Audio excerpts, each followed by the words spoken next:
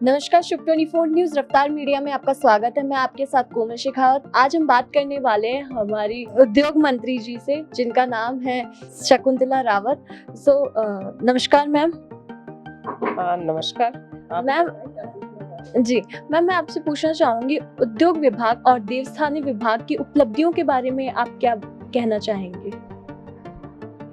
अगर आप उद्योग क्षेत्र में बात करें तो हमारी जो राजस्थान सरकार की ओर से माननीय मुख्यमंत्री अशोक गहलोत जी ने ऐसा पहली बार किसी प्रदेश में हुआ है कि प्रत्येक जिले में रोड शो हुए, और प्रत्येक जिले में रोड शो हुए तो उसमें एमओयू और जो एलओआईज हुए, तो आप देखेंगे कि जिले में 60 से ऊपर, कहीं 63-65% के लगभग हमारे उद्योग धरातल पर उतर गए। जिलों की बात कर रही हूँ फर्स्ट में मैं।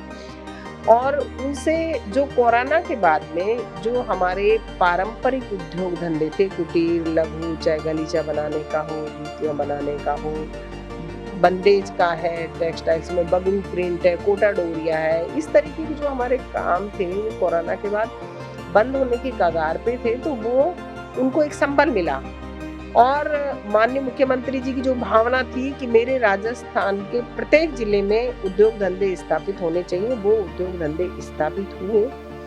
और फिर जो समिट हमारा राजस्थान हुआ, उसमें 11 लाख करोड़ के लगभग हमारे जो भी एमओयू एलओआई हुए, वो भी ऐसा पहली बार हुआ है। अगर आप रिकॉर्ड उठा करके देखेंगे तो 51 से ऊपर हमारे पूरे प्रदेश में उद्योग धंधे स्थापित हो चुके हैं और हम रोजगार भी दे चुके हैं। जो माननीय मुख्यमंत्री जी की जो योजना है, एक एक योजना है, जैसे कि वही एमएसएमई है, रिप्स है, मुख्यमंत्री लघु उद्योग प्रोत्साहन योजना है, भीमराव अंबेडकर राजस्थान दलित एवं जो हमारी ये जो योजना चली है दलित आदिवासी उद्यम प्रोत्साहन योजना, तो ये योजना है। तो इस योजना में एससी एसटी के लिए विशेष, मैंने अभी पिछली जो 22 तारीख थी उसको हमने पूरे राजस्थान में प्रत्येक जिला उद्योग केंद्र पर कैंप लगाया, कार्यशाला की, और जिसमें जो भी एससी के कैंडिडेट्स आए जिन्होंने उद्योग धंधे स्थापित करने के लिए अपनी मांग करी, चाहे उनका 25 लाख का हो, चाहे करोड़ का हो, कितने भी करोड़ का है। जैसे हमने हमारी जो मुख्यमंत्री लघु उद्योग प्रोत्साहन योजना है, उसमें हम 25 लाख तक का जो कोई अपना उद्योग धंधा स्थापित करता है तो उसे हम 8% ब्याज अनुदान राशि देते हैं, लेकिन एससी एसटी के लिए 9% है। और जो 5 करोड़ तक का करेगा उसको हम 6% ब्याज अनुदान राशि देते हैं, और एससी एसटी के लिए स्पेशल 1% फालतू 7% देते हैं। 10 करोड़ तक का जो उद्योग धंधा स्थापित करेगा उसको ब्याज अनुदान राशि हम 5% देते हैं और एससी एसटी को 7% देते हैं।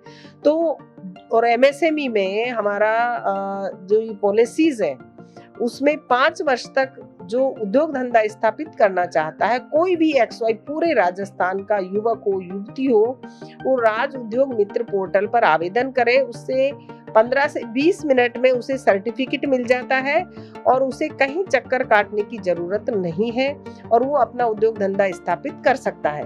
और उद्योग धंधा स्थापित करने के बाद में उसे 5 साल तक किसी भी विभाग का कोई अधिकारी उसे परेशान करने नहीं आएगा। तो ये हमारी माननीय मुख्यमंत्री महोदय ने पहले 3 वर्ष का था, फिर अभी 5 वर्ष का कर दिया है। तो ये सारी योजनाएं हैं। जैसे वन स्टॉप शॉप है, वन स्टॉप शॉप में महीने के सोमवार और बृहस्पतिवार को हमारे विभाग के अधिकारी बैठते हैं, 14 विभागों के, उसमें यूडीएच, कृषि, खनिज और राजस्व सारे विभाग के अधिकारी आते हैं। हमारे वीआईपी कमिश्नर बैठते हैं, और महीने के पहले बृहस्पतिवार को मैं बैठती हूँ।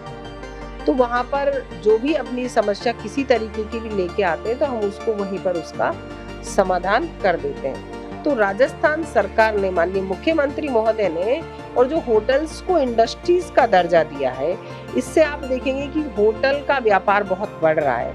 और होटल्स में और उद्योग इंडस्ट्रीज में जो उद्योग धंधा स्थापित करना चाहते हैं बच्चे, ग्रामीण क्षेत्र से हैं वो हैं, तो उनको जो छूट दी गई है, उनका मंडी टैक्स 0% लगेगा, उनका जो भूमि कर है वो भी 0% लगेगा, उनका बिजली टैक्स है वो भी 0% होगा, तो स्टाम्प ड्यूटी 0% है उनकी। तो ये जो छूट दी गई है, इससे राजस्थान में उद्योग धंधे को बढ़ावा मिला है और वो उभर के आया है। आप देखेंगे कि अन्य प्रदेश के भी लोग यहाँ पर आए हैं और विदेशों से भी, और अपने जो यहाँ के स्थानीय है राजस्थान के, वो लोग भी इस तरह से अपना उद्योग धंधा स्थापित कर सके हैं और उन्हें बढ़ावा मिला है, क्योंकि माननीय मुख्यमंत्री जी की जो सोच थी उसको आगे बढ़ाने का काम किया तो राजस्थान की कांग्रेस सरकार ने किया। देवस्थान विभाग में मेरे से पहले जो बने उन्होंने भी बहुत अच्छा काम किया, और माननीय मुख्यमंत्री महोदय की जो सोच थी, देखो उन्होंने शुरू कराई है गहलोत साहब ने, अशोक गहलोत जी ने, कि वरिष्ठ नागरिक तीर्थ यात्रा।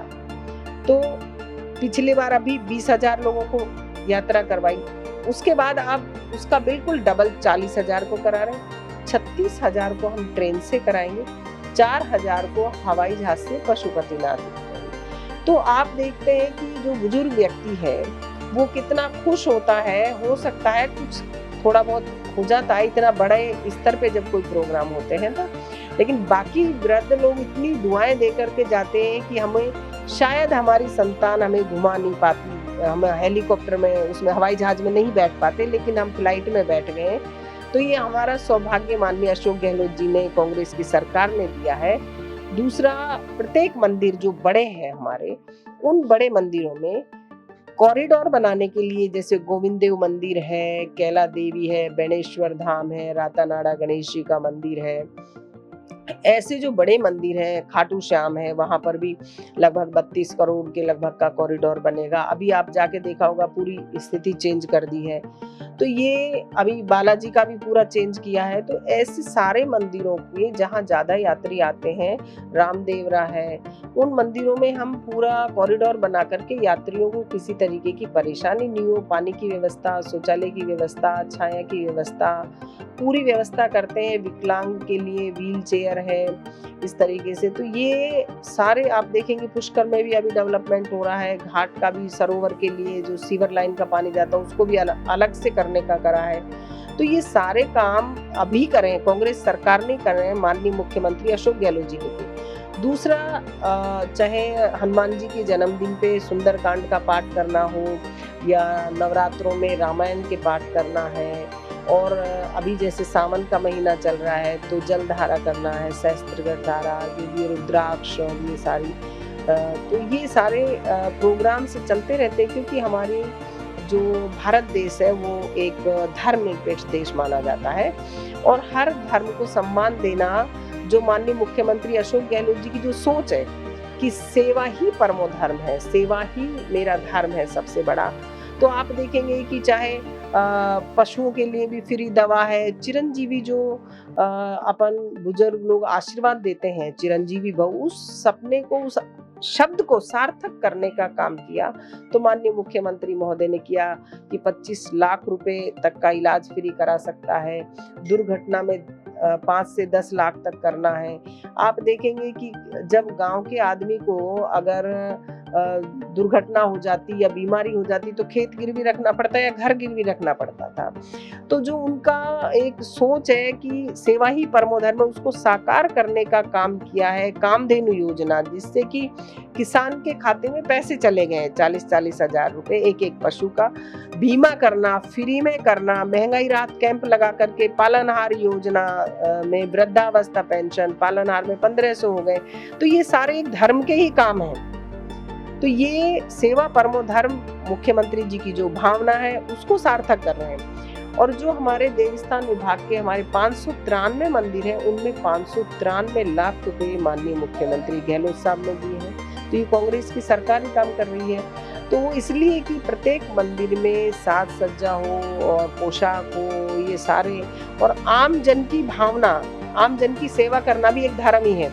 ओल्ड पेंशन, RGHS और ये बिजली के 2000 यूनिट किसानों की माफ करना, 100 यूनिट घरेलू बिजली माफ करना, ये सारी चीजें अगर सुविधा दी है, युवा राजस्थान के युवक कर्मचारियों का भविष्य सिक्योर करने का काम किया, तो वो भी मुख्यमंत्री अशोक गहलोत जी ने किया। तो ये सेवा करने का एक जो हमारी कांग्रेस पार्टी की सेवा, धर्म के नाम पे दूसरी पार्टी के लोग अफवाहें चलाते हैं कि राम भगवान सिर्फ बीजेपी के, क्या उन्होंने कांटेक्ट ले लिया क्या बीजेपी से? नहीं कि भाई इतने दिन के भगवान राम है।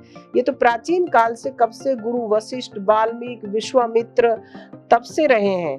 तो तब से चला करके प्राचीन काल से ईश्वर है, और ईश्वर और धर्म, हर धर्म में सर झुकता है, झुकना ही इंसान की शान होती है। तो आपस में प्रेम प्यार बना रहे, सौहार्द बना रहे, पूरे प्रदेश में सुख और शांति रहे, आपस में लोगों में सद्भावना रहे और मेरे पूरे प्रदेश में सुख शांति रहे, यही माननीय मुख्यमंत्री अशोक गहलोत जी की सोच है। उसे ही हम आगे बढ़ाने का काम कर रहे हैं। मैम, अब SC/ST के जो पुजारी हैं वो मंदिरों में लग चुके हैं, उस पर आपकी क्या राय है? ये तो जो इस धरती पे इंसान ने जो जन्म लिया है वो इंसान है, और जाति के आधार पे मैं ये मानती हूँ कि किसी को नहीं बांटना चाहिए। आपने मेरी राय पूछी है तो इसलिए मैं बता रही हूँ, क्योंकि हर भर्ती में हर कास्ट का आदमी भरता है, उसमें सबकी रिजर्व भी सीटें होती हैं। और जो पुजारियों की भर्ती है कि भाई ऐसा लगा लिया आपने, वैसी भर्ती कर ली, तो मेरा मानना ये है कि ऋषि वाल्मीकि कौन थे, शबरी कौन थी, और रामायण में जिक्र है निषाद राज जो भगवान रामचंद्र जी के दोस्त थे, तो वो कौन थे? तो भगवान राम ने सब जगह भोजन किया, शबरी जी के बेर खाए। तो फिर ये इस तरीके की ये जो बातें हैं, जो जातिवाद का जहर फैला करके हमारा धर्मनिरपेक्ष जो भारत देश है, सब धर्म एक है, भाषा अलग है, पोशाक अलग है, लेकिन फिर भी हम भारतीय हैं। हम तो ये एक भारत देश धर्मनिरपेक्ष माना जाता है, तो उसकी धर्मनिरपेक्षता को देखते हुए मैं मानती हूँ कि उसमें कोई वो नहीं होना चाहिए कि कौन कौन सी जाति का है, कौन से धर्म का आदमी है। अगर कोई किसी धर्म को मानता है तो वो श्रेष्ठ है। सूरदास हुए, रैदास हुए, लालदास हुए, तो ऐसा नहीं, उनको साक्षात दर्शन भी हुए हैं ईश्वर के। तुलसीदास जी जैसे, तो लालदास जी महाराज थे, शबरी थी, और वाल्मीकि जिन्होंने रामायण ही लिखी थी, तो फिर बाकी रहता नहीं है कुछ भी। तो ईश्वर सबके लिए एक है, सब हर इंसान के लिए एक है, और हर धर्म में ईश्वर ये एक शक्ति होती है, और उसी को मानते हुए हर मंदिर हो, मस्जिद हो, मजार हो, गुरुद्वारा हो, क्रिश्चियन का चाहे उनका जो भी चर्च हो, हर जगह पर सर झुकता है, चाहे चौखट पे झुके, चाहे हाथों पे झुके, कहीं भी झुके, सर झुकता है। झुककर अगर इंसान सब आपस में प्यार प्रेम से रहे, हर धर्म आपस में प्यार प्रेम से रहना, सद्भावना से रहना, इंसान इंसान का सम्मान करे, व्यक्ति व्यक्ति का सम्मान करे, एक दूसरे का धर्म का सम्मान करे, और आपस में प्यार प्रेम से रहें, यही सद्भावना के लिए हमारी पार्टी जो है सबको एक नज़र से देखने का काम करती है। Thank you so much ma'am. पहली बात मैं भी यही बोलना चाहूँगी, शुभ 24 न्यूज़ की तरफ से आपकी पार्टी को बहुत बहुत शुभकामनाएं। Thank you.